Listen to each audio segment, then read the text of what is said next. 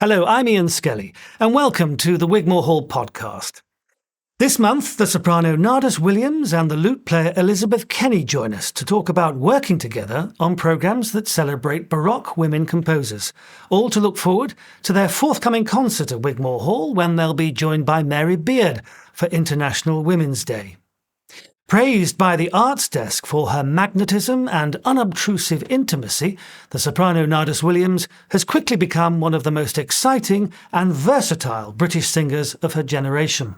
Her collaborations with the celebrated lute player Elizabeth Kenny have earned critical acclaim, particularly for their focus on the music of women composers. Well, in this month's episode, Nardus and Elizabeth discuss the historical importance of women's work in the Baroque era, why this music should continue to be programmed, and how they've worked together on this repertoire. I'll hand over now to Elizabeth to begin. So we're at Wigmore, which wasn't the first time we'd met, but it was the first time we decided to do something just you and me. Yes, yeah. And we'd been on Dido's Ghost. Yes, by Erin Mullen, which first was at Barbican and then Buxton, and then at the Edinburgh Festival. But I think we first spoke properly maybe at Buxton or in between, waiting for the next train to get to Buxton. Yes, there were loads of trains that didn't work. I do remember... quite long moments at Doncaster on the platform. And you played this amazing character, Belinda. Transfigured into a kind of sprite slash dancer. Very kinetic sister. Figure. And I was thinking, wow, she can do all these things. Oh, gosh. And like a really kind of agile voice, but also present. It was an astonishing piece where Aeneas it was has the lament, so there was that already. But then Belinda kind of morphs into this completely different take on it, and Erilyn's music was mixed with Purcell's, so it was just all round. And there was an electric guitar. I remember that. There was, and not played by me. Not played by you, yeah. And a great percussionist. So the lovely thing was that it was Dunedin Consort, and we mixed with the electroacoustic musicians who very much coached people like me, the Baroques, into how you count rests and stuff like that. So it was a fantastic collaboration. So there was a lot of informal conversation going on. But I have to admit, I was like, okay, when we were talking on the platform and you sort of showed a rather surprising interest. Sort of, if I may say, nerdy interest in kind of, because I was thinking, this dazzling opera singer, must be doing the Countess all the time as well as this, but also that you had this kind of knowledge and interest in recordings of 17th century music, and I was like, this is too good to be true. and your recordings, which I didn't realise at the time, as in I hadn't. I think there was a specific moment where I realised that it was you that I was talking to, if that makes any sense. Yeah, it was a bit worrying. I think you talked about in your childhood listening to recordings, which shouldn't make me feel old at all. But that sense of, I thought, oh, great. And we decided just to sort of get together and hack through lots and lots of music and see what would happen. Which is something that, I really love to do, and you love to do. I was thinking, oh, great. And you, having said that, then arrived with about half a dozen things that I'd never even heard of, which completely changed that whole thing about, well, I've done this for a long time and you're That always surprises me, whenever, I don't know, because I don't think of them as things that aren't, because I know them so well, or I've heard them so many on different recordings, or maybe in different concerts as well. I don't think of them as oddities or things that wouldn't be. It's just a process of, I really like this and I really like this, and there's actually a story about two lute players in the 1640s, I think, which is a bit a bit similar because we booked a room at the academy, Yes. and came where you'd studied and I'd studied and sort of taught and had a big pile of stuff. And these two lute players who are kind of old geezers in their time. One of them says, "Oh, I've got this piece." Another one says, "Oh, that reminds me a little bit of this other piece." And they do that allegedly for about 3 days, according to this writer called Tallemant des Raux, who said, and they sat there for 3 days and they only paused to drink wine. We didn't drink any wine, but it did feel like that. Oh, if you like this, you'll like this. Yeah. And of course, some things didn't really resonate with, something that I was very fond of, that you thought, yeah, it's kind of okay, and vice. And it's not often that you get that sort of honesty straight up. There's usually a lot of politeness about, oh, well, I'll do this because Nardus suggested it, or I'll do it because Liz likes it. But sometimes, as in now, there's, say, the Giulio Caccini, Amarilli. I didn't necessarily love, as in I know that it's well loved and renowned or whatever, but it wasn't my favourite Caccini, but I did do it and it is incredible. And there are many pieces like that I think, well, I had to fight hard to get you to do Dido's Lament. Oh gosh, yes. It's like, can we pick a different, another, someone else must have written a Dido or something, and obviously there are. And I'd much prefer to do that than Dido's Lament. And I guess there's that pull of finding new things that or new old things that aren't just done all the time. I guess not to start the theme of me being much more having much older in a way, that I'm getting to the point where actually there are some things that just feel right in my gut that are quite well known. And I think when I was younger, I was really keen to avoid those. And I think maybe one gets a little bit more sentimental about, and probably these understanding that around. They're famous or they're well known or well loved for a reason. They are. But really it's good. really good to be kicked out of that. So you just don't do the 5 pieces that you know.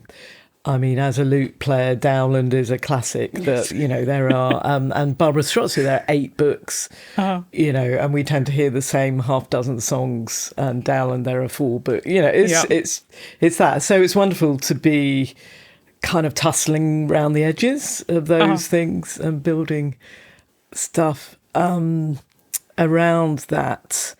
But then we ended up here. Yes, in the hall. We did. Just doing one piece, I think it was. It was two pieces by Strozzi. Che si può fare and La Strato. That's right, yes. How could I forget? Yeah.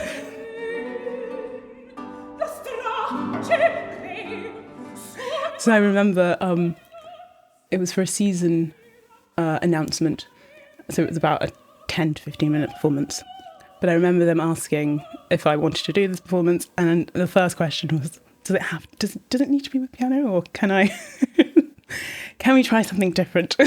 And then they were more than happy to oblige, and it was the beginning of, I don't know. Because there were lots of people doing string quartets and songs with piano, and I remember we were slightly sort of crouched in front of it. You had the whole thing about which I, again, really enjoy tussling with singers of all heights, shapes, sizes, whether this is stand or sit. Whether you stand or sit with a lute, and you had a kind of a stool, a sort of compromise. Which was so the funny thing about the stool was that we had rehearsed at about 8 a.m. or 7:30. I can't remember. It was a really early rehearsal time because the performance was before lunch, I think. And as you said, there were many more people rehearsing and performing. And I was wearing jeans then, and then I sat on the stool of what would be the double bassists, so it's padded. And I thought, I like being kind of upright, but still seated. And then I saw a wooden stool and thought, oh, that would look so much better on the on stage.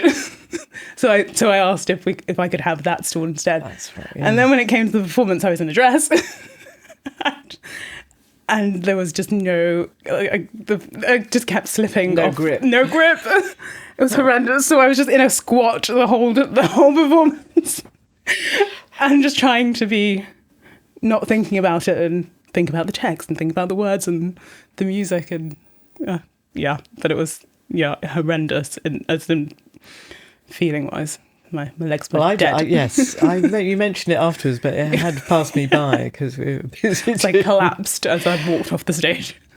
And I remember also around the time we did something around the corner at Bob and Elizabeth Boas's house, and that was a full length. It was a full length program where I do remember suddenly getting excited about, because a lot of these early 17th century stuff comparatively for, if you like, modern voice types that bloom at the top is the reverse, especially for women, that those Monteverdi, Caccini, all those singers that it was writing for, their voices do the opposite, and their centre is more in the lower part. But there are some, like there's a that slightly mad Carissimi song about repentance and misery and dramatic suffering that goes up to a top C, which is quite. And L'Astrato also is very much it's about distraction and madness, and the way you signify that is by going into your top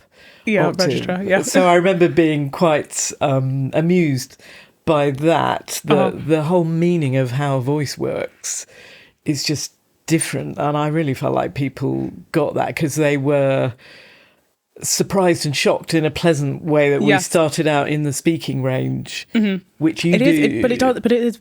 A lot of those songs are really, speaking range and lower. Which is surprising. And they're also surprised when they hear you and they read that you've been doing Mozart the week before in Sydney Opera House or something. That you're actually very rich and colourful and communicative there. And so often, sometimes for 20 minutes, we don't really unleash the top coloratura, if you want to be technical about it. And I always love that moment where I just see the audience going, oh, okay, it's that kind of recital. We thought it was a comfort zone, easy listening, quiet lute song recital. And like that to me is just wonderful, because it makes me feel like, as a player of a basically quiet instrument, whether it's a small lute or the oboe, which is bigger, the trick is to get people into thinking my loud, which is everybody else's mezzo, is a dramatic gesture, even though it's still within that range. So there's something about. But I think that's what's so nice about singing with an instrument like that, is that you have to. Your range of colours has to be so much more vast, so you can do the most quiet, intimate singing, and it will still project, or it will still be heard. But then I don't know. It's quite. I like exploring that side. I think there's an, if you don't mind me saying so, there's an element of risk. Yes, that I really like, that you'll take the risk of not having a sustained instrument like an orchestra or a bunch of instruments or a piano is quite risky, because then it's right from even the preparation for the note, let alone the start of the note, you're straight in there. And there's no kind of warming into the beautiful crescendi and diminuendo and mezzo di voce and all that, but it's also, what really counts is the beginning, which seems to me to be like jumping off a cliff.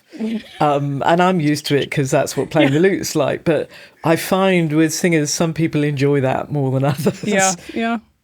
So we're very much starting in W1, and then we went to all sorts of other places. But there is something about this hall, as I've been coming here since I think I was a teenager in the early 1980s. I remember coming to hear all sorts of things. And then I worked here as an usher when I was a student. That's very cool. So I don't think I was very good usher because I was mainly waiting for that moment where I could sneak down. into the hall and listen.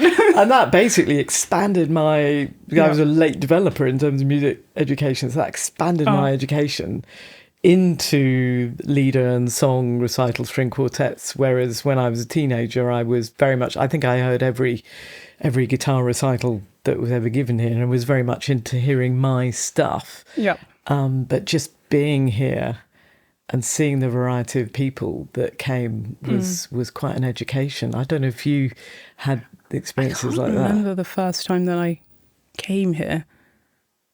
But I do, the first time that I've performed here, or now when I tend to come quite often because they have a very great scheme for under 35-year-olds, £5 ticket, which is absolute perfection. So I'm always here. Whenever I'm free, I tend to try and find a concert that I would like to go to and I go to. But yeah, the variety of the audience and the variety of the repertoire that they have as well, and the performers, which is always really cool. I always learn or hear something that I've never heard before, or learn something new. And in fact, we've got a bunch of old historical programs is what they said, and I think one of these I was actually at. It's that historical, not the which 1914. No, not the 1914 one, but the Combattimento and the Concerto delle Donne. Which is where I first heard this early Italian repertoire. That was consort music. I remember coming to hear them, and also Combattimento, Catherine Kate Bott, Paula Chateauneuf, Celia Harper. So I wish I'd seen the Catherine Bott concert. I love her albums of Strophe. Yeah, and that, in the days of the early music network. I was at this concert, which is I just opened it, and it's the Lamento, the Carissimi Maria Stuardi Lamento. Wow. I remember hearing them do that, and my jaw was just on the floor. It's Mary Queen of Scots. Oh my goodness! At her death, or before her death, and it's a whole kind of Shana. It's like a mini opera. Yeah. And it's got all the Carissimi laments in 3, but also it's got the point of view of the onlooker. It's got the ladies in waiting. So it's just got everything in about 6 minutes, and it's the most 1989 too. dramatic piece which these guys were doing. And I remember that era getting incredibly not yet excited enough to give up the guitar, which was my thing. It was always going to be, I'm a classical guitarist, but then just gradually being sucked in by hearing these people. Oh wow, the way you bring a scene like that to life. You have a singer acting, singing, declaiming, telling the story, and the vocal bit is all part of that. And you have the instrumentalists who have a framework, a figured bass, but it's their job to kind of come along for the ride and be acting. And these guys, Paula and Celia were, and Tom Finucane in Combattimento and Nigel North and the era, I had no idea that you had this freedom to do this, that you could, basically, you're only limited by your imagination. Yeah, because it is quite improvisatory, just in style in general. So that's... Yeah, and as a classical guitarist, I was trying my best to deliver the music on the page, and I loved that, and that was great. You get, the challenge of that. But the idea that you could just plunge into a theatrical story and tell the story through what you do with your hands, if someone else is doing it with their voice, was really mind-blowing for me. And that was the beginning of the end for me. It was all over then. I was like, classical guitar. I want to learn how to do this. So I remember around 1990 sort of making that. I was going to give up the guitar for a year just to see what this stuff was like, this lute, and whether it would yield anything. And I'd been playing Bach on the guitar and Dowland on the guitar and all that kind of thing, and I'll just give it. And I had no clue. I thought I'll learn the lute in a year. So you hadn't learnt it previously? No, I thought I didn't even know that it wasn't one instrument. that now there are kind of like 12 different shapes and sizes that I sort of grapple with. And so I thought I'll do all that, with the arrogance of being 22 or whatever. I'll do all that in a year, and then I'll go back to the guitar when I've done that. Got it out of my system, and I'm still waiting to go back to the same. I'll sing for a bit and then I'll. But I think it was the lure of these things, and I think at that time was when I started getting as a teenage 80s feminist. I started realizing there were female composers to be explored. Yes. In this era, it wasn't all Bach, Handel. Who was the first? Was it Strozzi? Strozzi. There was a wonderful book about Italian women composers. So which had Strozzi, Francesca Caccini, had the Concerto delle Donne, as well the singing group in Ferrara, the three ladies with noble women. The honorary bloke Brancaccio. He got sacked actually for bad behaviour. So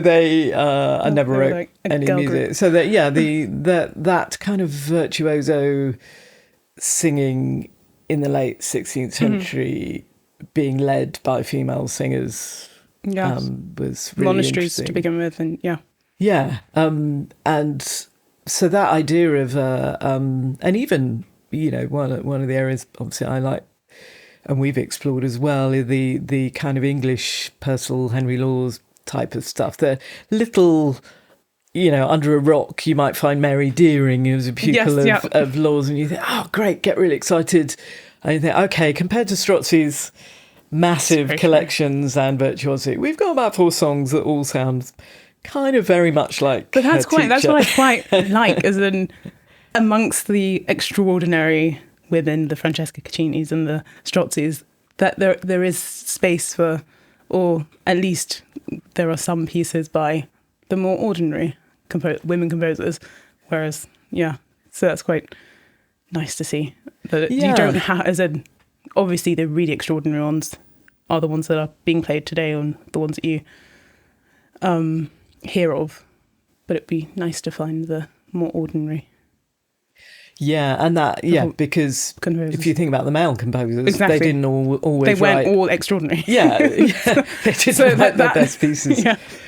That's and I think there's a lot of obviously, as you're saying, singing in concerts is much hotly disputed, but very much, if you my later colleague and friend Laurie Stratt did a lot of research about, if you don't have male voices, you have women singing the tenor lines, playing trombones as well to fill in a bass line. So you have to have a self-sufficiency of music. But then also these women in the late 16th century who are the superstars. So Francesca Caccini's Casulana before. Casulana, Laura Peverara, Vittoria Archilei, all these women, and they tend to come out of, dad is a singer or they're married. And sometimes that you get a sense, like with Strozzi, that the marriages are arranged to either further the career or monetize and train up a great talent. If you were a composer, the way to get on was to get these women to sing your music in order to further. That's very true. Well, you didn't really get paid for composition in quite the same way, because you look for a patron, and there's a whole story of Strozzi trying out dedicatees to all her books, trying to find, will you be my person? And that's the other side of it, that's a very difficult thing for a professional female, that they tended to be placed by Giulio Caccini, the father, who's founding this new style of singing, of monody, and then it's like the Von Trapps, his wife, his daughters, singers. There's a suggestion that he didn't entirely choose his own first wife, that there were, of caught politics, but once it becomes the family business is singing and writing, writing vocal, not so much independent instrumental music, but that idea that composer, well, singer, actually Monteverdi lutenist. didn't write instrumental music, so your voice as a composer Is the instrument. Is that, which is quite interesting. But yeah, the Francesca Caccini stuff that you have sought out is extraordinary. I guess she sang them herself as well. But talking about singers and lutenists and composers, it's really nice singing pieces that were written by a singer-composer or someone that actually... they fit the voice in a particular way? It's... There will be parts where I think, why is it written like this? It's really difficult. And it's only because I haven't practiced it yet. Or I just want it to be there straight away. And then once you practice it and it clicks, and you suddenly think, that's why it's written like that, because that's the only way that you should write, or you could write something that's so dramatic or emotional, or how to portray that. So do you feel like I haven't thought of this, which is classic from my own perspective, that you can imagine what the sound of Francesca Caccini is compared to the sound of Strozzi, what their own voice habits are? I think it's more that I then trust all the writings that say that she was the finest singer of the day, because in order to be able to sing something as florid and technical as what has been written that she did sing, you'd have to be, or at least she was incredible. That's why it's so difficult when you come to learn it and think, why am I... Yeah, and there are stories about the singing ladies, they would sing for 6 hours a day, every single day, and they'd do like 3 performances, and they'd be sort of... and they could read music as well, obviously, even the ones that weren't composing, but they'd also sing from memory, and they'd rehearse together. And Luzzaschi, who was sort of training them up, that, it's quite a punishing schedule, even by our standards. There appears to have been no marking in the rehearsal. Which is quite interesting, because you're a bit I know, I always ask you to for that, but you don't really to ask. Ask you to tell me to stop singing in rehearsals about an hour before the concert, like, please, because I will just sing everything, and I need to not. But there's that idea, because singing, obviously, I imagine, is very athletic. Yes, physical activity. But this style of singing, even though it's challenging and it's virtuosic, but it seems, to use a very banal word, it seems healthy. It doesn't seem like you're going to do yourself any harm. No. I think that's why I get so excited about it, because one is healthy. It's really exciting to sing, and it just feels so nice. So that to me, looking at it, because I remember all those, and still now, that the idea isn't to say, right, I know what the right sound is for 17th century music, but you're finding it in I know this works, and I know it convinces me, and I know the music sounds good. And if it communicates to a modern audience, then we're doing something, so it's not like the historical performance thing is the tail wagging the dog. It's I'm finding it in the music, and now I understand the rules and the treaties, rather than, let's read a book and try and bring it to life. That is, as in, obviously read the book and do it that way if you want, but it is nice to have that alongside, or to have that knowledge in the back of your head of what the books say, or but then to just do it and bring it to life when you're doing it, and not be too hampered by, maybe that shouldn't be declaimed in that way, or maybe I should come away. Well, I do quite like coming away from notes and. And that to me is quite interesting, sort of, if you like, going along for the ride, because as a non-singer, or a singing in the bath singer, best singing, I read the stuff about articulating stuff in the throat and declaiming the text and diaphragmatic support. And Giulio Caccini was the man. Yes, He wrote Nuova Musica about, it comes from the breath and you articulate stuff in the throat, but not only from the throat. And then, I work in education, have for a long time. So I had a lot of conversations about sort of lifted larynxes and anatomical stuff and what you need to do. And it strikes me that this whole fascination with how a voice works was something that they were tinkering with in the 17th century as well. It's not necessarily a new post-romantic opera house phenomenon. They really cared about a voice sounding pretty good. No, they did. And it did. And from the pieces that we have, it's so telling that you can only sing this if you can only sing it well if everything is aligned and correctly produced, and you have to be aligned and correctly produced to sing. I don't know, it's so great and fascinating. Yeah, there's a lot that's implicit in the way they talk about. There's one of my favourite William Berg quotes. He said, "A good voice is as rare as one in 1,000." So the idea that a voice in early stuff is just about singing the text. Obviously, you have to do the text as well, and tell the story. But that sheer beauty of the voice is really. It's not just something that comes in with romantic opera, the ability to move your listeners. They talked a lot about be like an orator, be like Cicero, be like a theatrical actor. But also, if you haven't got a beautiful voice to start with or the means to produce one, then sorry. But the text is really important. And it's quite salutary because you have to be able to do both, which to me is the wonderful thing, that you get the text to play with and to value and to deliver.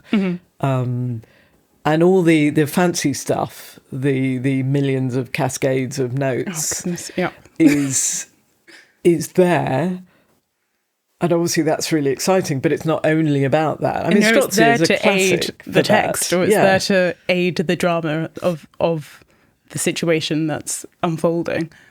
Yeah, so there's a Strozzi piece which you brought to my attention, which to me on the page looked like a hell of a lot of C major with some high notes. And it's written for a political marriage, in Austria, and so it's a public occasion.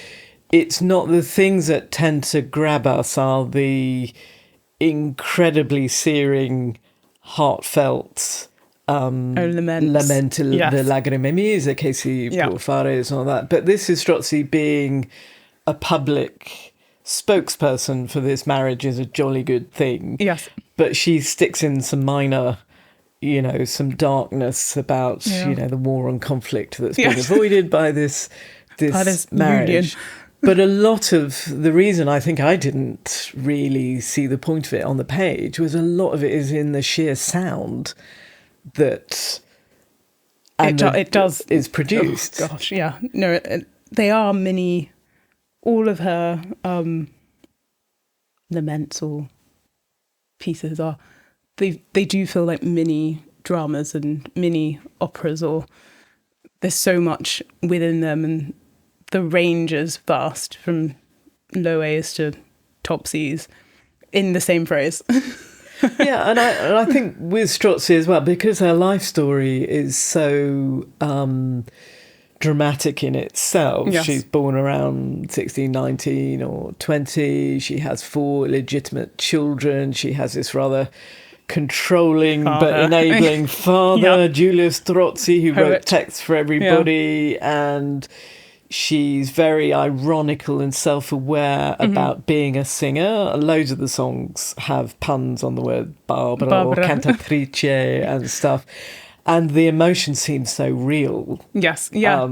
That it's it's quite fun then to see her playing with, well, this might be real, but it might just be my persona, amor dormiglione that we're going to do. Is that, it's the sound of my voice that's doing this to you. Don't kid yourself that I'm really feeling all this, which is incredibly modern. In terms of that, we always assume she's method acting, or at least I did when I came across her as a young person. Cool. She's so real, because she had this very, very difficult life and being pioneer, and that must have been very weighty. And there's so much struggle, but also she's so aware of, I might just be playing with your feelings, which is so, like a modern film actor or something. So I think that's part of the fascination for that and playing, because obviously we're just talking about how difficult the music is, and if you're going to carry that off, a bit of your brain, I imagine, must be in, how's my airflow, my diaphragmatic control. None of my brain is none of that. Never. Okay, I'm totally wrong about that. No, I think I'm just imagining, when I do a shifter, like part of me is. I think if I with did that, I okay. would stumble at the first hurdle. No, it's all the text. So that's all happened by the time that should have happened, or it's never a thought. It's sometimes what enters my brain is how have I remembered this, and then as soon as I have that thought, as soon as I come out of the character, then I panic about what the next phrase is, because I'm no longer in it. You're sort of disembodied. Then it's your brain talking to your body. How are you remembering this? It's because again, in my more, I would say, because you inhabit so many. Well, in my little world of historical, it's quite rare to do. It's not like the leader tradition where singers more often than not sing from memory, and you're one of the people that does that for 16th, 17th century music as well. I didn't realise it was a rarity. Well, it's just a ton of words. It is. But I don't realise that until after, either at the end of a concert, I'll pick up the programme or something and look through and think, oh my gosh. That's quite hard. And for me, in fact, I'm going to refer back to this wonderful one, the 1913 one, which has this Miss Mary Tomlinson song recital, which has this dinky little book. Sorry, I just very huge. Which is Programme and Words of Songs. So basically, like here's all the words, and they're this beautifully produced. The paper is so lovely. And obviously for somebody to sort of slip in their pocket and take home. But I've encountered singers who have a little word book as a halfway house between completely from memory and having the score in front of you. I just don't think I don't think I could do that.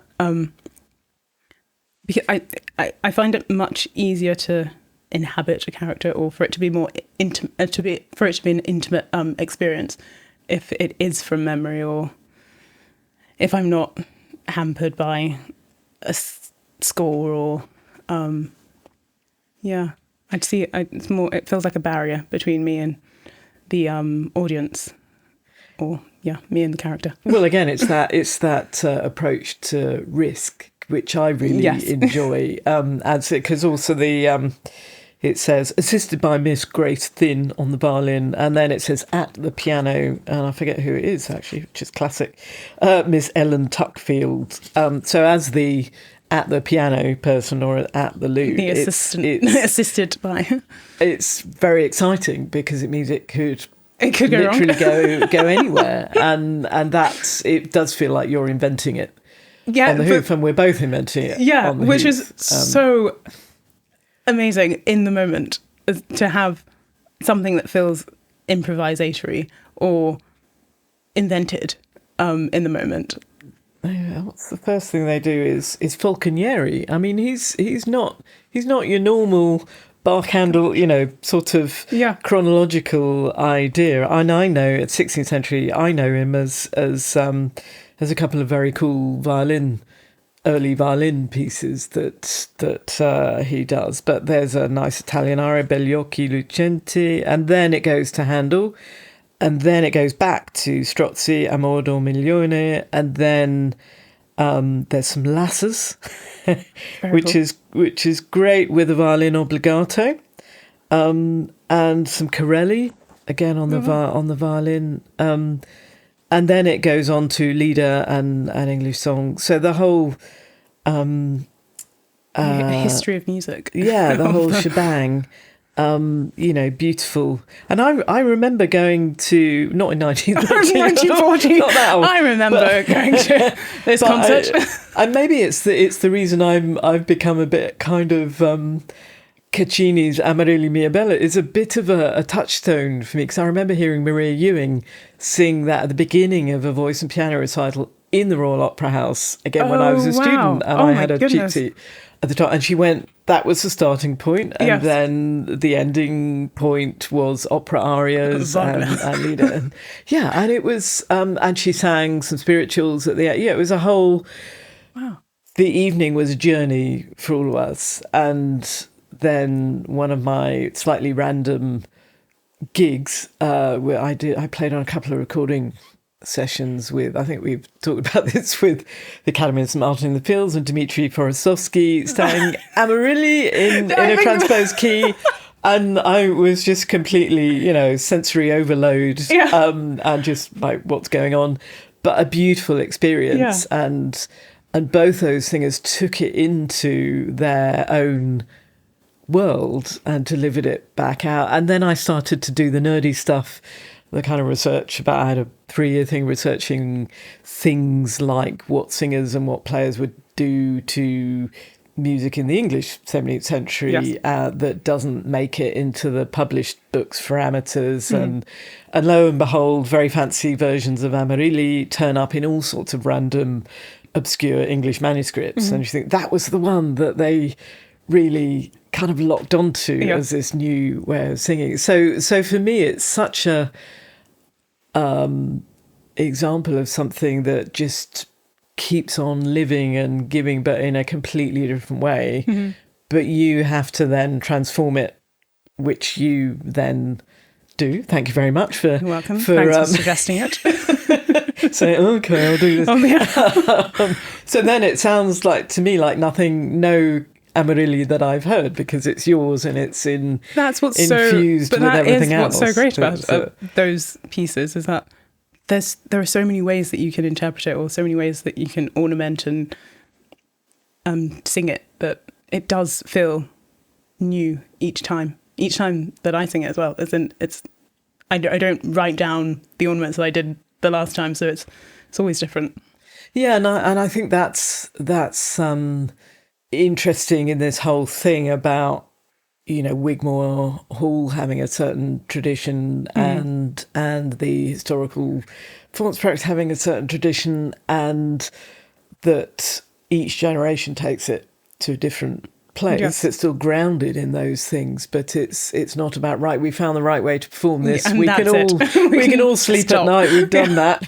So now our job is to reproduce stuff. And I think that, the kind of tussles and the fights about authenticity and the people, in the 80s, 90s, the people like Richard Taruskin were writing about, this is terrible. These people have surrendered their musical autonomy because they're just reproduce. It's all about the score and the composing, and they're not musicians anymore. They're just kind of archaeologists. And that to me never felt quite fair, because there's a way of approaching it that has to be for the present. It has to be for the people that walk in through the door. So I felt like our first kick-off with you sliding off the stool. And string quartet's about to come on, and the season launch was absolutely right with that, because now all these approaches and these types of music coexist, and the audience, you do get the early music audience, you get the leader audience, you get the new music audience, but there's quite a lot of crossover and overlap, and they all kind of go to the bar and you see and hear these wonderful conversations, and it feels quite and they influence each other in way. I think listening to all those leader recitals, for me, it was, I think, the most important thing. I think the leader recitals, the and reading Gerald Moore and stuff. And that was so exciting. I thought, there must be a way to do that, but with the lute, to be that sort of partnership of spontaneity and supporting what a singer is going to do, but also quietly going to another place. And we don't, in historical performance, we don't talk about it in that way, but that tradition has been so influential for me, and those even that idea that you have a repertoire that you go around with, but you keep adding to it and you keep taking away, and you've done that in the last year or so, big time, with the stuff that you went, I've met Mary Beard, and I'm like, this is great, and we've got loads of ideas. And so do you want to just sort of where do we start from the beginning, how I met her, and just the way you've sort of created these things and tinkered with them, and then we all throw in other things is very fascinating to me. So I first met Mary at Glyndebourne, and it was normally before a performance. So I was doing, I was singing in a Donizetti opera, Edina, and normally before a performance, I go and I do a lap of the lake. So I went for my lap of the lake, and as I left, I turned to look to the side, to the bar area, which I don't normally look at because that's where I will see people that I know. Exactly. Yeah. So I did. I turned, saw who I thought was Mary, and then quickly did like a quadruple take. I thought, oh my gosh, okay, that is Mary Beard. Wow. Now I'm great. nervous. Yeah. No, I didn't. But the thing is, I didn't even think that she was there to see the performance. I thought she was there, obviously, to see the performance, but I'm not realising I am in the performance. So she will be saying, oh my gosh. So I did my lap, and then I saw her again as I walked past and thought, oh, is there any way that I can meet her? Just to fangirl and meet.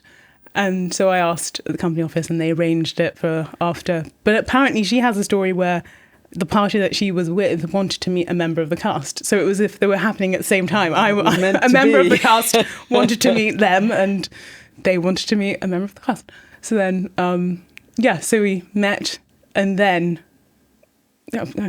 probably not immediately, but within the next few days, I started thinking, wouldn't it be great to do, I don't know, a classics programme together with Mary and Liz? Wouldn't that, or centred around women's voices or something like that? And I do remember messaging you first just to ask, is this a silly thing? Is this crazy? Is this crazy? Is this actually good, or is it in my head? And I think you were for it. Ridiculously excited, because there's something about and we've done a program, another program actually, that I just thinking of now about we happen both to be reading Black Tudors at the same time, which is also about voices that are there but not there. Yes. So you get echoes of either women or people of colour in a certain time, but they're sort of filtered through other writings. And Mary, of course, is the doyenne of piecing those together and creating a three-dimensional character. So I was just watching while you and she threw things across by email and just thinking, wow, this is very exciting. It was so exciting. I think I was in so many different parts of the world when this was happening, so at various states of but her she'd send a load of text and research that she had, and then I'd read through it all and have to read through all the text, or a lot of the text by Strozzi pieces, or pieces by Francesca Caccini or Handel. Basically, all any composer that came to mind, I'd try and find as much text as I could that related to classical references, and then try and have a database of some sort of, okay, this amount, this many songs mentions Diana or Hero and Leander, and then try and piece it together with what the program looks like, or what could fit with what she wants to say about that certain area. And that was, it's like a jigsaw puzzle. And one of the ones for me that was really fun was Semele. The Jacques Deleguer. the again, which was particularly nice because from every angle we've got, and the Handel. We've got Handel, and we've got female composer Jacques Deleguer, and writing another composer that's sort of right in the epicenter of court stuff, but in Louis XIV's again, which you think of, why I think of as a big old patriarchy, sort of court environment. But those different angles, and Semele is a bit like Dido. There are so many ways of looking at that character. There's just been a production at the Opera in New Song in lots of different every production decides whether she's a naive dupe or whether she's a scheming social climber and all that. And it's really fascinating to hear that in music. Yeah, and how far it differs from the original sources or the text, which was kind of the main reason as to why I really wanted to have Mary's opinion and knowledge on such things. As to, is it close to, is our understanding of this character influenced by the composer, or is it from the original sources, or how do they relate? And the one that I just found fascinating, because having thought a lot about Dido in a 17th century English context, very much filtered by the poets and Nahum Tate and that kind of 17th century view of it's all around fault because she held him back from his duty, and had it not been for Purcell writing that great piece, we'd probably think, oh well, Aeneas is great and Dido's, and that's what Erilyn was playing with. And then Mary found that amazing quote about that was I never laid eyes. I never even saw him. I never laid eyes on Aeneas. Virgil, what have you done? And it is Virgil who's painted that reunion scene in the underworld as her as the tragic, forlorn, lost soul, and as just the sum of his actions, really, rather than as a character in her own. And that just to me was like, oh, that's great. Yeah, and then immediately, I mean, I kind of knew that would work anyway, but at that moment I thought audiences are really going to go for this. Like, okay, great. Dido's Lament. Because it just amused us so much. Yeah, that's true. And also, and you can write, you can talk and you can write clever things about, if you set a text to music, the music has the capacity to reshape your view of the poem, and all that is true. But it doesn't do as much as I Never Laid Eyes on Aeneas, which just does it in so that's been enormous fun so far, and will continue.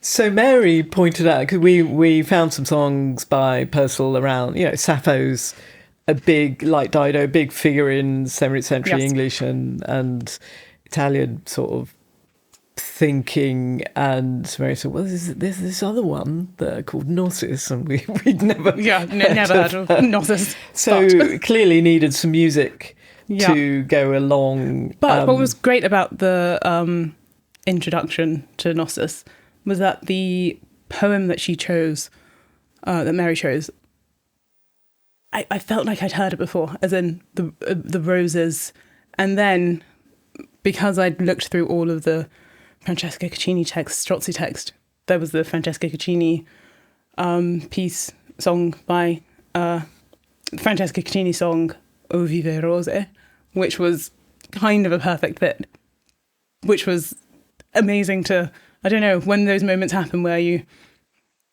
remember a text or think that a text sounds familiar, but why does Nardus sound familiar to me? So there's all those links that are quite unconscious. Yeah. Because you've inhabited a repertoire and all the imagery and the flowers and the body and all that. And you can almost hear them talking to each other across the centuries, which is as it unfolds during the concert.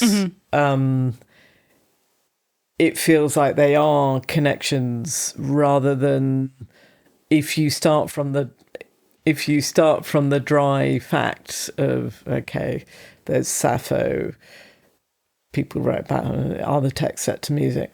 There's nobody set her to music. What are we going to do now? If you actually start her to music. I could sort of see you going into a slightly different area of thought and actually going, no, they do sort of complement and connect. Yeah, they connect. Yeah. And that preoccupation that we talked about, that Strozzi has about how do people hear me, how do people perceive me, is also in some of those stories, the I Never Laid Eyes On.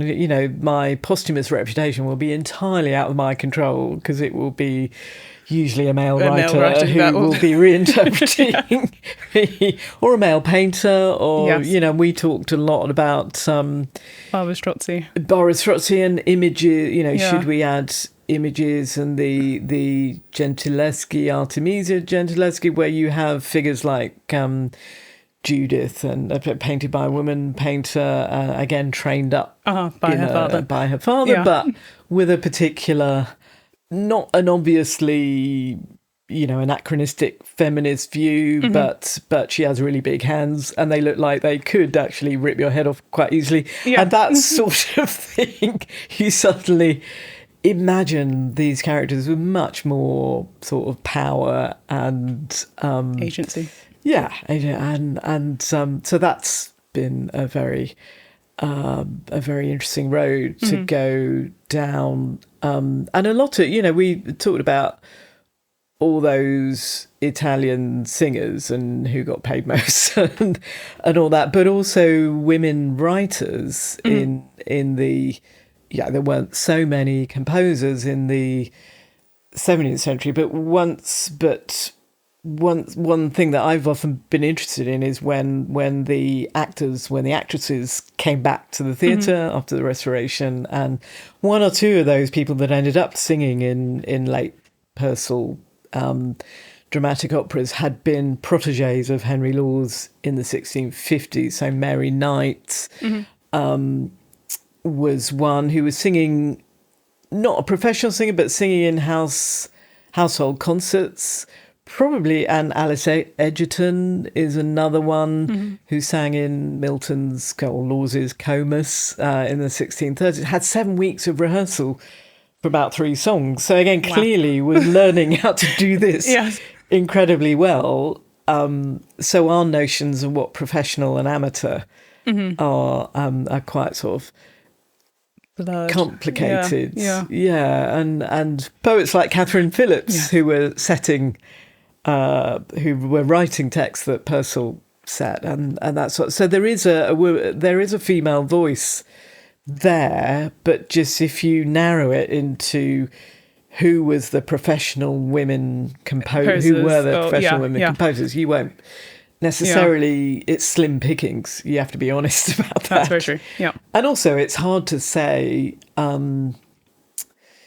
You can be drawn into oversell and saying these are as good as anything else, and to me that's the least interesting thing is the ranking. Who's on the podium in gold. But if we can find a way of telling a story around them, then we get out of this perennial comparison. But are they as good as X, Y, or Z? Is she as good as Cavalli? Sorry. Yeah, exactly. Because a lot of the stuff you play as a lute player, as a historical performer, isn't the pinnacle. But you create a context in which you just listen to what's there rather than thinking, but is this as good as the Ghost Trio? Sort of. Why would you go there? So if we can be, if you like, as convinced of our vision as there, then just in those 2 hours or 1 hour, people aren't thinking, Jackie Laguerre isn't really as good as Marianne Marais, is she? It's like, Francesca Cini is not as great as Strozzi. Really the point. The point, It's not a beauty pageant of trying to prove that if women had only had the opportunity. There are certain social structures that produce creative artists, marriage, early training, education, opportunity, all those things. It's fairly clear that's how it worked in the 17th century. It's very clear that's how it works now. So, you just take that into context and tell stories around it. Just telling stories. And, yeah. I mean, you're afflicted with an incredibly beautiful voice, which does it does mean that that will be the first thing in and that often is the.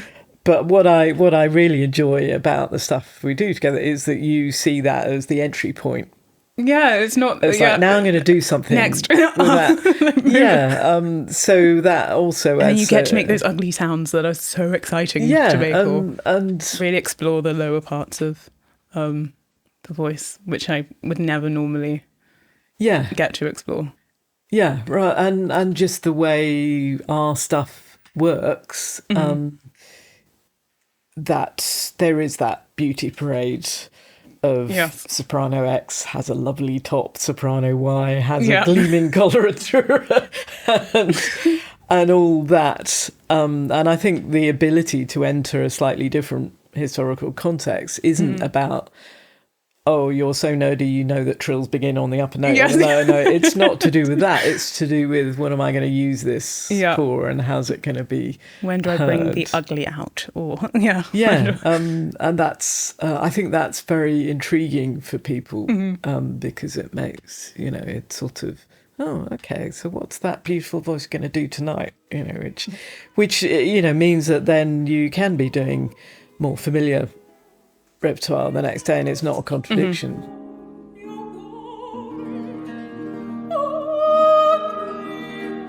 So in terms of programme organisation, we've done one that wasn't about women, that you found, but it did have a few women in. There were a few women in it. That's true, but you organised it from an idea that you'd had. Yes, the Four Humours, which should have originally been spoken about doing an English and Italian program, but I didn't quite like the idea of using that as a theme. There needed to be more of a theme for me to try and find other pieces. And then I, at the time, wasn't feeling well, but wasn't sick. So then thought, I must have an imbalance of humours. And then thought, the Four Humours, maybe that could be a way of basically putting a load of songs, rearranging a load of songs to portray, I don't know, black bile or yellow bile, phlegm, blood. I think when I phlegm as a singer is a really good one. Which was quite a cool way of framing it and looking at the repertoire in that sense. And I do remember sending it off to Wigmore and thinking maybe it might get sent back. Maybe they won't like the idea of phlegm being a subtitle or blood. They're pretty open-minded. But they are. I know. It's more me. It's a me thing. But it was really cool. And what I like about that is also that, for example, what we talked about with Strozzi or Dowland, everyone said, Dowland was a melancholic. Well, was he? Was he? Yeah. Or was he just performing it like you do, where you put the black hat on and you put yourself in a field with nature, and there's this kind of playfulness about very dark emotion that is behind music performance. Because if you really are, in all seriousness, if you really are very depressed, you don't sing, you don't perform. No. So it's a way of making sense of that. And the same thing if you are really choleric. Yes. How you bring in those things. So I liked that. that idea, because quite often we might go with characters, or as you say, with nationality type bases, or as in the ones that I was going to hear, there's often a mixed program of chronological order. Okay. So it's a nice challenge to find a way of building a program. Yeah. No, it really is.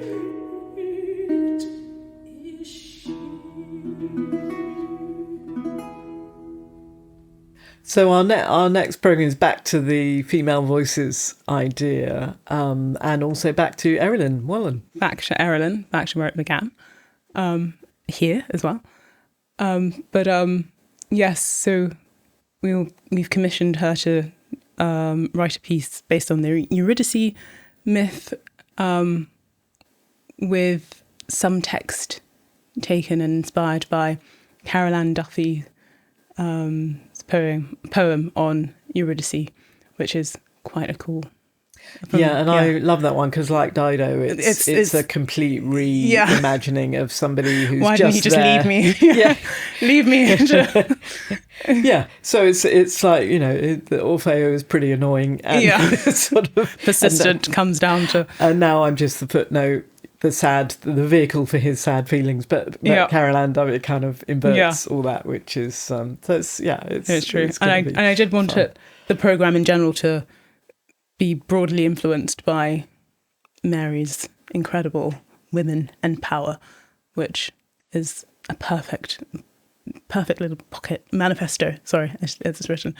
And that, I think, well, I know, because I've done it, is a book that women buy for other women quite a lot. And even I think, even if you know somebody's got it, you still buy it for them because you know that they will choose somebody. And I did, to whom it will be very meaningful, and that's so it's like a kind of underground passing on and it's like all her books, it's beautifully written, but has to be said, slightly slimmer volume than some of her more academic tomes.